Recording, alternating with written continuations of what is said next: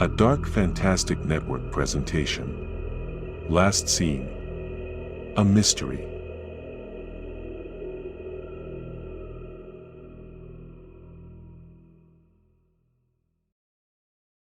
Then, William, aged 15. In the woods. At night. His grandfather behind him, holding William's arm just below the wrist, steadying it. "You're holding it too tight. Loosen your grip just a tad," his grandpa said. William tried to focus, tune out the night sounds that filled the air. "Now, pull the trigger. Now." At Tommy's Diner, an old-fashioned little place with red vinyl seats and a jukebox that had seen better days. Johnny took a sip of his cola, smacked his lips with joy. Sugar. The nectar of the gods. William took another bite of his chocolate pie. It was good. Very good, in fact. It tasted just like it did when he'd first come to Tommy's almost 20 years ago, one of the few constants in his life. As he grew older, he felt that a lot of things were changing too fast. Some things were better off gone, but many good things were fading away too, and it seemed there was nothing coming up to replace them. "You're doing it again," Johnny said. William looked up from his plate. "Doing what?" "Daydreaming," Johnny said, took another sip of cola.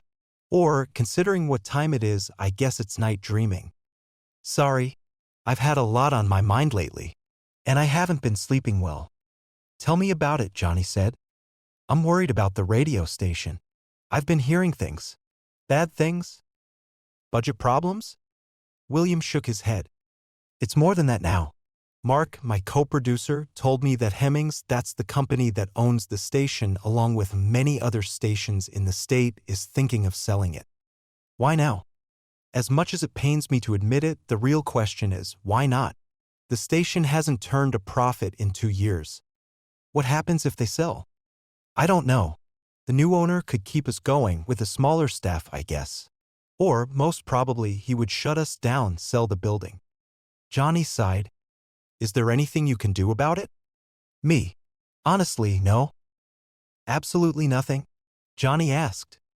William shook his head, said, "I don't have the money and I don't have the contacts. At the end of the day, it's a business and a business has to make money to survive. We just aren't making any money. Less and less people are tuning in every week. Radio, at least as we know it, is fading away." Johnny leaned back against his seat. "Then just move on, man. Take a break, then think about your next move." William sighed, put down his fork. The pie was gone. "Come in," William said as he pushed open the door to his apartment. It was close to 2 past midnight now. The diner was closed, so they decided to carry on the festivities here. "Don't mind if I do," Johnny said and came in. He looked around, taking in the place. He hadn't been to William's apartment in months. They always met for dinner or drinks somewhere in the city. Johnny liked it that way. He liked crowds, a public ambience. He threw himself down on the couch, took a deep breath, then took a small hip flask from his coat pocket. "Now, let's get started," he said, unscrewed the cap, and took a generous gulp. The smell of whiskey filled the air. William walked to a window, opened it. It was a cold night, but he needed the air. He still felt groggy from that long nap, and he needed to get his thoughts in order. He turned to Johnny. "So, what did you want to see me about?" Johnny feigned ignorance. "Me? Nothing in particular." Another gulp of whiskey. His eyelids were starting to droop. William went to him, sat in the chair opposite. "Tell me before you fall down on your face. You're halfway there already." "I reject that statement. I'm an elegant drunk. I don't fall down on my face. Never. I gently lay down on my back on the nearest and softest surface and go to sleep." "What have you got?" William said. "All right, if you insist. It's Lara. She's not doing too well." William tensed. He knew it was coming.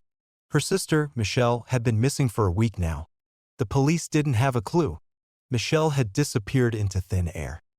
"Have you seen her?" William asked. "No, but Dina has. She says Lara's not doing so good." "Anything new with the investigation?"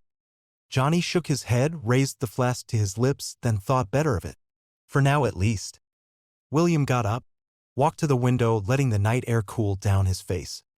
Lara had asked for his help the first time she'd done so in years. He had to help her. But that meant he didn't want to go there. Johnny put the flask back in his pocket. Sighed. Cooper hired a private investigator. Top-notch, they say. But so far, nothing. William, his back to Johnny, didn't say anything. There's one more thing, Johnny said.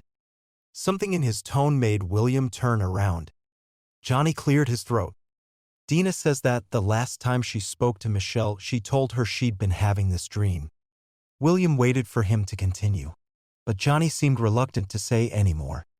Go on. And Johnny said, a dream of dying. Maddy swore again. It was the middle of the night and Kathy still hadn't come to pick her up. She'd picked up Kathy last night and it was Kathy's turn tonight. But it was her fault. She knew that Kathy was selfish and unreliable. But then again, beggars couldn't be choosers, and Kathy was the only one at work who lived close enough to Maddy to agree to carpool with her. But she had to face facts. It was past midnight. The streets were empty and it would take forever for a cab to come pick her up from here. McDowell Street, where the office where she worked was a side street in the middle of nowhere. She'd have to walk to Holland Avenue to get a cab. She looked to her right, then to her left. There was no one around, but there were a lot of streetlights and the wet streets caught the light and made it all look even brighter. And there were a couple of stores open. She had to stop being a scaredy cat. It would only take 15 minutes or so. She got off the sidewalk and started walking. Before she got to Central, she had to go through a bunch of what she always thought of as dangerous areas, dark streets with old buildings and, if she were very unlucky, a couple of threatening-looking street people who followed passers-by with troubled eyes. She just set foot in one of these streets when she felt it. She didn't stop walking, didn't slow down. It was all she could do not to turn around, see who it was that was following her. She tried to swallow, but her throat was too dry. She started breathing fast. She felt hot, shivery. The presence at her back felt closer. She could almost feel its warmth. But that was impossible. It was her mind playing tricks on her. Because there was no sound, no footsteps but her own. Ahead, she could see an alley leading to a more crowded street. She hurried towards the lights, the distant sounds of traffic. She was walking so fast, she'd cut the time to Central in half. She was only minutes away. Behind her, a gust of warm wind touched her hair, caressed the back of her neck. She moaned. She was so afraid. But she had to keep going. Don't turn around. Don't turn around, she whispered. She was almost there. The traffic sounds were getting louder. She could even hear the sound of people laughing. If only she could reach them, everything would be all right. Maddy, a voice called, echoing behind her. She knew that voice. She'd been hearing it since she was a kid. She'd heard it last night in her sleep. In a dark dream. She couldn't help it. She stopped walking, turned around, and saw in the flesh what nightmares looked like.